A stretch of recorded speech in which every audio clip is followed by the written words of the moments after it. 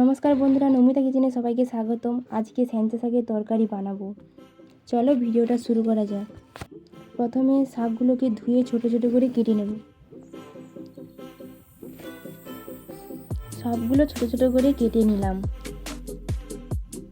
এরপর উপকরণগুলি রেডি করে নেব। এই দেখো, দুটো পেঁয়াজ নিয়েছি, শুকনো লঙ্কা নিয়েছি, কিছুটা আদা নিয়েছি, কিছুটা পরিমাণের পাঁচফোড়ন নিয়েছি, কিছুটা পরিমাণের জিরা আর রসুন নিয়েছি। এগুলো ভালো করে পেস্ট করে নেব। এরপরে কড়াইটা গরম হয়ে গেলে কড়াইতে তেল দিয়ে দেব।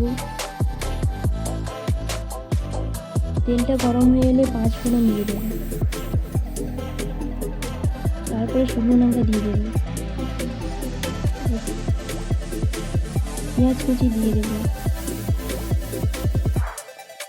পেঁয়াজটা ভাজা হয়ে এলে রসুন বাটা দিয়ে দেব। রসুনটা পেঁয়াজের সঙ্গে আমি নাড়তে থাকবো। তারপরে আদা বাটা দিয়ে দেব।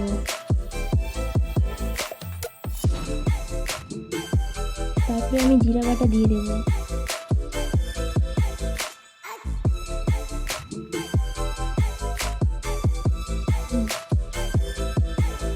তারপর আমি হলুদ দিয়ে দেব। হলুদটা দিয়ে নাড়াচাড়া করব। করার পরে পেস্ট করে রাখা মশলা জলটা দিয়ে দেব,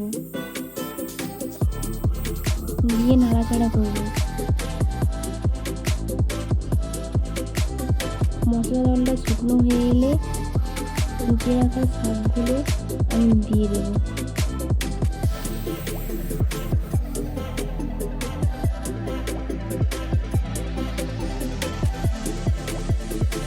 পরিমাণ মতো নুন দিয়ে দেব, দিয়ে নাড়াচাড়া করব। পুরোটাই নাড়াচাড়া করব। নাড়াচাড়া করার পর মশলাটা মাখা হয়ে গেলে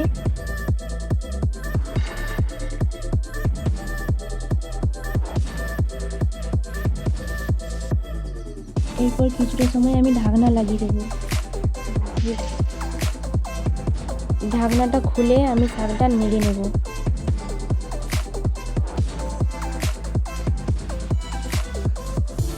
নাড়াচাড়া হয়ে গেলে আমি তেলটা দিয়ে ভালো করে নেড়ে নেব।